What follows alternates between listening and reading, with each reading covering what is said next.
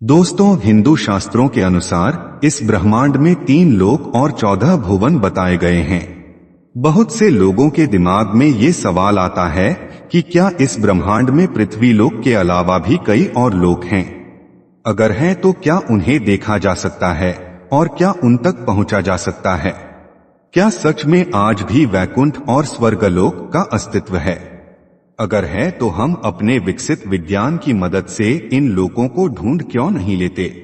दोस्तों, आपने धरती पर ऐसे कई स्थानों को देखा या उनके बारे में सुना होगा जिनके नाम के आगे पाताल शब्द लगा हुआ है, जैसे पाताल कोट, पाताल पानी, पाताल द्वार, पाताल भैरवी, पाताल दुर्ग, पाताल भुवनेश्वर आदि। नर्मदा नदी को भी पाताल नदी कहा जाता है। क्या इन सब का संबंध धरती के नीचे पाताल लोक से है, जो 7 अलग अलग लोकों में बटा हुआ है? अपनी जिज्ञासा को शांत करने और इन सभी प्रश्नों के उत्तर खोजने के लिए हमने लगभग 7 अलग अलग स्रोतों का विश्लेषण किया और तब जाकर जो आश्चर्यजनक तथ्य हमें पता चले वह इस वीडियो में आपके सामने रखेंगे।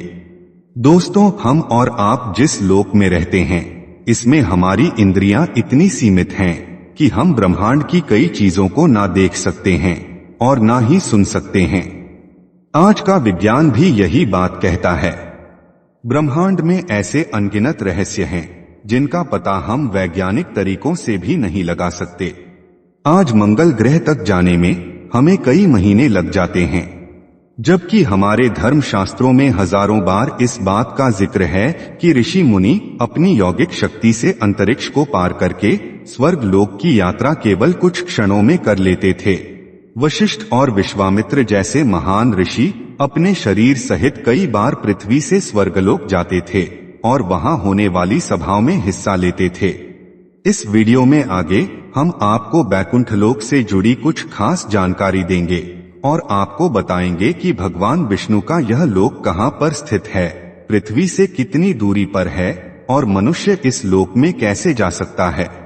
इसके साथ ही आपको स्वर्ग लोक और पृथ्वी के नीचे स्थित 7 लोकों के विषय में, नागलोक तथा भगवान शंकर के पाताल स्वरूप के विषय में विस्तृत जानकारी देंगे। इसके अलावा आप ये भी जानेंगे कि भगवान शंकर के गले में लिपटा सांप किस लोक का राजा है और उस लोक में और कौन कौन से विशेष जीव रहते हैं। वेद ग्रंथों और पुराणों के अनुसार हमारे ब्रह्मांड में 3 लोक और 14 भुवन हैं और भगवान विष्णु का वैकुंठ लोक इन तीनों लोकों और 14 भुवनों से ऊपर है। आइए सबसे पहले हम वैकुंठ लोक के बारे में जानते हैं।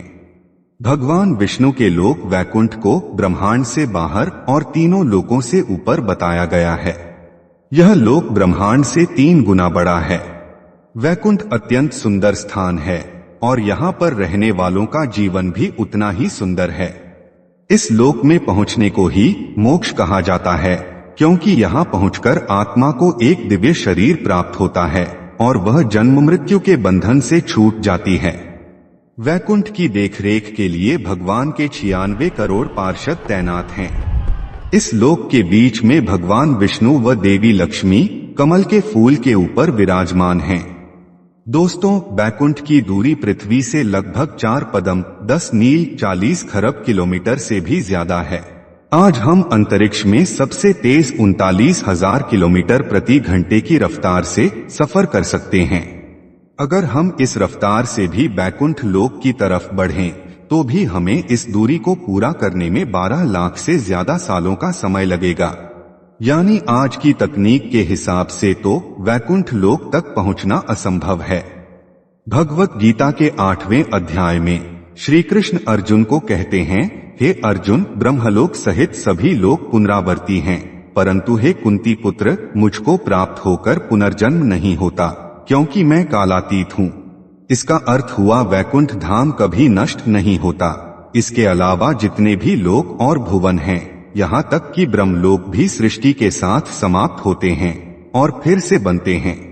दोस्तों, जब हम 3 लोक की बात करते हैं तो इसका तात्पर्य पृथ्वी लोक, आकाश लोक और पाताल लोक से होता है। विष्णु पुराण में बताए 14 लोकों में से 7 लोकों को ऊर्ध्वलोक और 7 को अधोलोक कहा गया है। आकाश लोक पृथ्वी के ऊपर है और पाताल लोक पृथ्वी के नीचे। समझने के लिए अगर पृथ्वी को आधार मान लें तो पृथ्वी के ऊपर आकाश लोक 6 लोकों में बटा हुआ है, जबकि पृथ्वी के नीचे का पाताल लोक भी 7 लोकों में बटा हुआ है। इन सभी को मिलाकर 14 लोक अर्थात 14 भुवन बनते हैं। दोस्तों, हमारी पृथ्वी जिसे हम मृत्युलोक भी कहते हैं, आकाश लोक और पाताल लोक के बीच में स्थित है।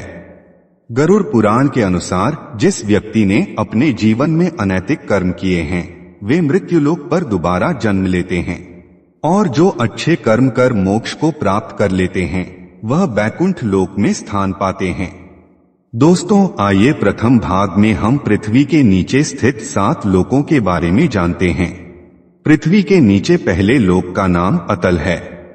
यह हमारी पृथ्वी से 10,000 योजन की गहराई पर है। इसकी भूमि सफेद है। अतल पाताल लोक का राजा मैदानव का पुत्र असुरबल है, जिसने यहाँ पर 96 प्रकार की माया रची हुई है। जिस तरह विश्वकर्मा देवताओं के वास्तुकार हैं, उसी तरह मैदानव राक्षसों के वास्तुकार हैं। इस लोक में इन्हीं का अधिपत्य है। दोस्तों, पृथ्वी के नीचे का दूसरा लोक बहुत ही विशेष है, क्योंकि यहाँ पर भगवान शंकर अपने दूसरे स्वरूप हाटकेश्वर महादेव के रूप में विराजमान हैं। इस लोक का नाम वितल है और यह अतल से 10,000 योजन और नीचे है।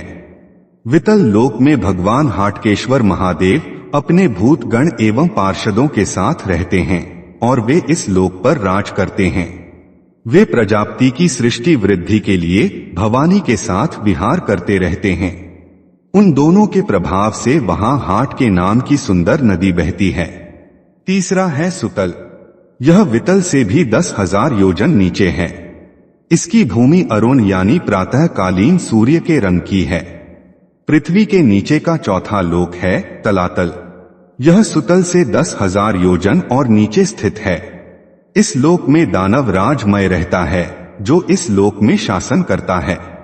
मय दानव विषयों का परम गुरु है और अपनी माया से हर तरह की रचना करना जानता है। कहते हैं कि उस काल की आधी दुनिया को मय ने ही निर्मित किया था। पृथ्वी के नीचे 5वें अधोलोक का नाम महातल है, जो तलातल से 10,000 योजन नीचे है। इसकी भूमि ककरीली है। महातल में कश्यप की पत्नी से उत्पन्न हुए अनेक सिरों वाले सर्पों का क्रोधवश समुदाय रहता है। उनमें तक्षक, कालिया, सुषेण और कहुक प्रधान नाग हैं। तक्षक का जिक्र महाभारत ग्रंथ में भी है। यह कश्यप की पत्नी कद्रू से उत्पन्न हुआ था, जिन्होंने 1000 सर्पों को जन्म दिया था।